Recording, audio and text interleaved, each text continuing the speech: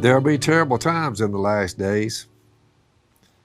We're 2,000 years in the last days. A little over 2,000. People will be in later times from when this was written, and now it's 2,000 years since this was written. You say, what's it look like out there on the landscape there, Phil? Terrible times. You're like, what makes them terrible?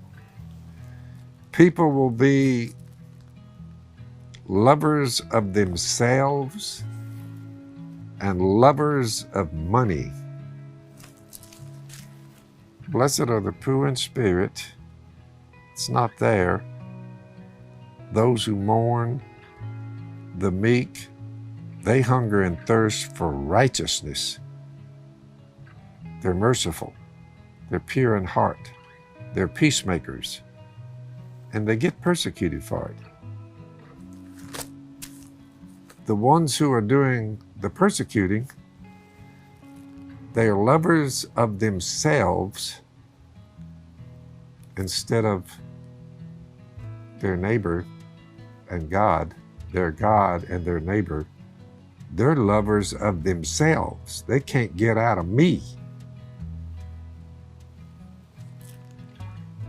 They're lovers of money. They are boastful, not kingdom people. Proud, kingdom people are meek. They're abusive. You say abusive. Kingdom people are helpful, careful. They're disobedient to their parents. This is the non-kingdom dwellers. They're ungrateful. Blessed are the merciful. And not blessed are the ungrateful. They're unholy. They're without love. Can't be a kingdom lover. Can't be a kingdom person unless you're a lover of people, your neighbor, your God. They're unforgiving. Blessed are the merciful, for they'll be shown mercy. Without mercy, there's never any forgiveness. I mean, come on, man. Show a little mercy. The non-kingdom people, they're slanderous, without self-control. The rehabs, the prisons, the psychiatric community trying to figure out.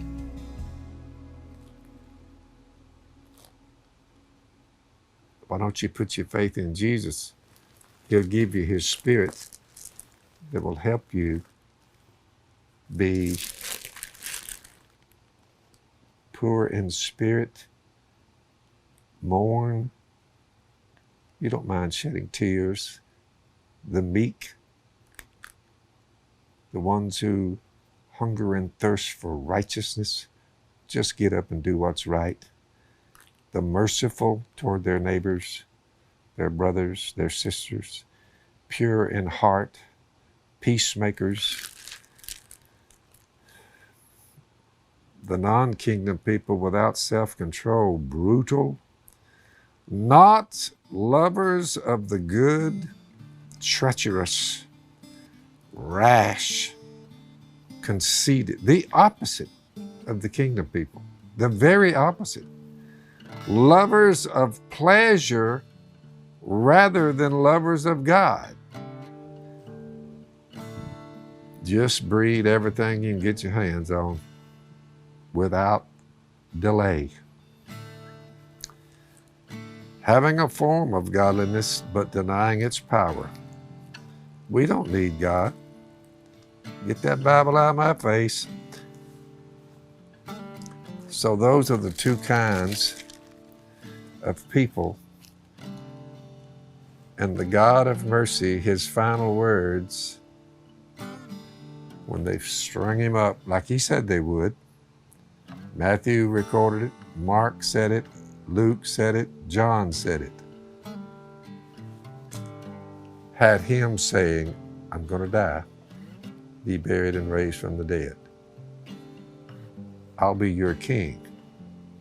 Just trust me and become like me. Be like me. My yoke's easy, my burden is light. Peace with God and peace of mind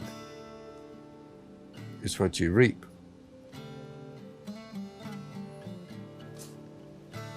I'm shocked that everybody doesn't follow Jesus. I'm stunned. I'm thinking, I would have thought they would all join together and say, good night. We can have life here on earth and immortality in the future. That's what he told us. And finally, over here, and write this down if you're taking notes. This is a interesting little speak and act, James 2:12. Speak and act as those who are going to be judged by the law. You're not going to be judged by the law, but speak and act like you are. Going to be judged by the law that gives freedom, because judgment without mercy will be shown to anyone who has not been merciful. Mercy triumphs over judgment. So instead of being so judgmental, somebody said that's the number one thing on Facebook.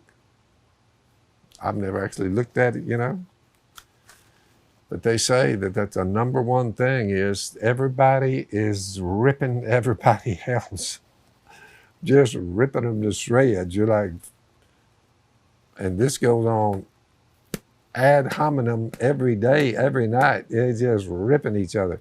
You're like, what, did they run out of something to do? What? Without God, how about a little mercy coming out of you folks? Just a little bit. Love your neighbors yourself. If you do that, you're doing what's right. If you show favoritism, you sin. So that's a little look at the Beatitudes, the Sermon on the Mount. That's Jesus. What did I forget, if anything? Great is your reward if you're merciful. Don't forget, when you run up on the cancel culture crowd, just remember, I'll give you just a little rundown. Let's see. Don't be this way. You, therefore, have no excuse when you pass judgment on someone else. For at whatever point you judge the other, you're condemning yourself, because you who pass judgment do the same things. Remember, all of us make mistakes. You say, how about just giving them to Jesus? He'll remove them. Won't count your mistakes against you if you will become more and more like him.